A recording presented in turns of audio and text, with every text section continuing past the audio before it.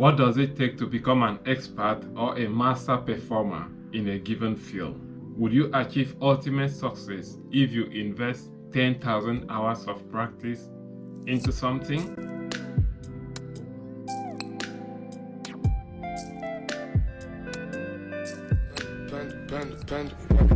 I got broads in Atlanta, just took the lean in the family, credit cards and the scammers, hitting the licks in the band, legacies.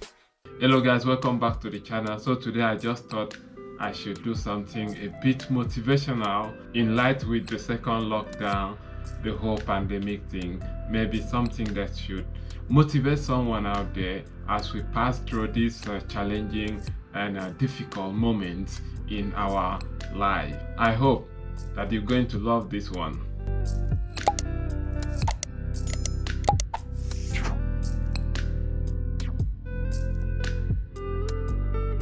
So let me start by the whole concept of 10,000 hours.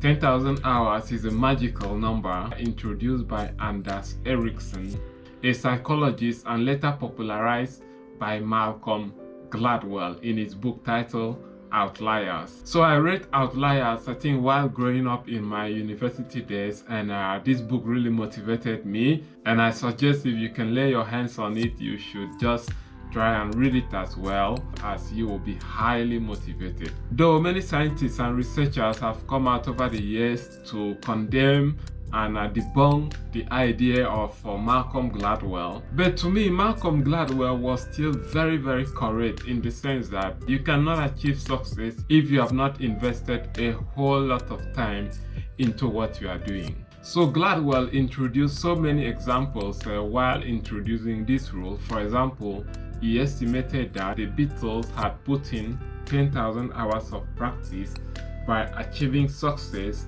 and also that Bill Gates had put in 10,000 hours of programming work before founding Microsoft. Hence, the 10,000 rule was born. So now let's try and look at the flaws of this rule and practically how you can use it to grow in life. The number one flaw of the 10,000 rule is that Malcolm Gladwell focuses on the amount of time spent practicing rather than the quality of the practice itself. A typical example is let's say you want to learn how to play basketball. Would you invest 10,000 hours learning how to play a basketball on your own, or you would rather allow yourself to be trained by a coach, mentor, or a professional basketball player? So yeah, you would agree with me that the guy that wants to be trained by a professional coach or a basketball player would achieve more success within a short time frame than the guy that wants to get himself trained. So that is just the number one flaws of this rule. So not all practice is equally helpful. The best way to get better at something is through the process known as deliberate practice. That means doing activities that is recommended by experts to develop certain abilities, identifying weaknesses and working to convert them, or pushing yourself out of your comfort zones. So does this mean that if you invest 10,000 hours of deliberate practice with a coach or a mentor that you will achieve ultimate success? No, other factors still plays out. So researchers have predicted that deliberate practice hours only account for around 20 to 25% of skill levels in games such as chess, music, and sport. Other factors still plays out, including age and genetics. That means the age at which someone gets involved in an activity plays a major role as well. Now let's look at football here. So a child, for example, that begins to play football at a tender age will develop the skills, the strengths, and the physical energy than someone that starts playing at the age of 10 or 11 years old.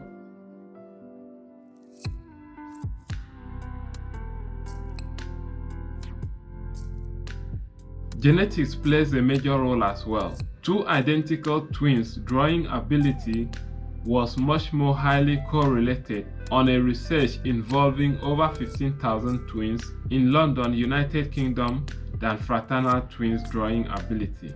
This is because identical twins share 100% of their genes and fraternal twins share only 50%.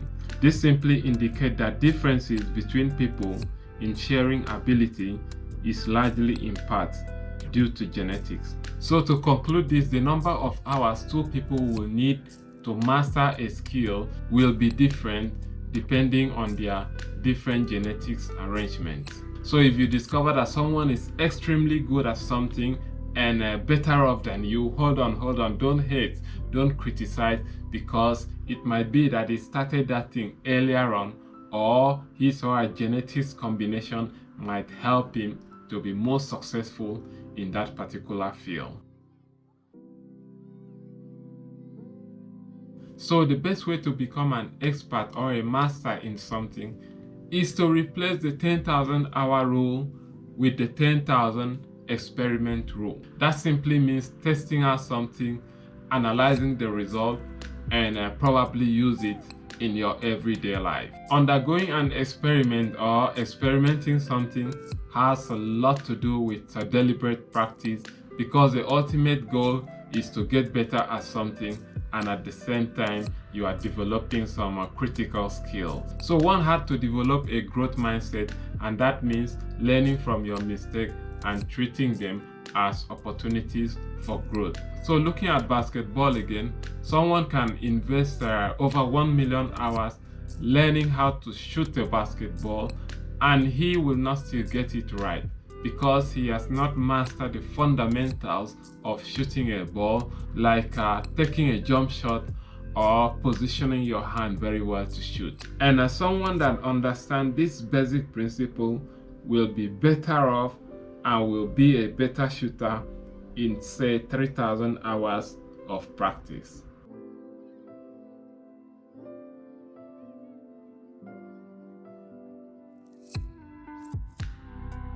So guys, what do you think about the 10,000 hour rule?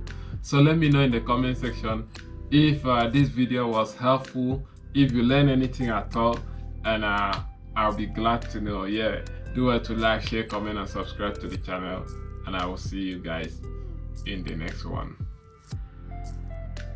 Peace.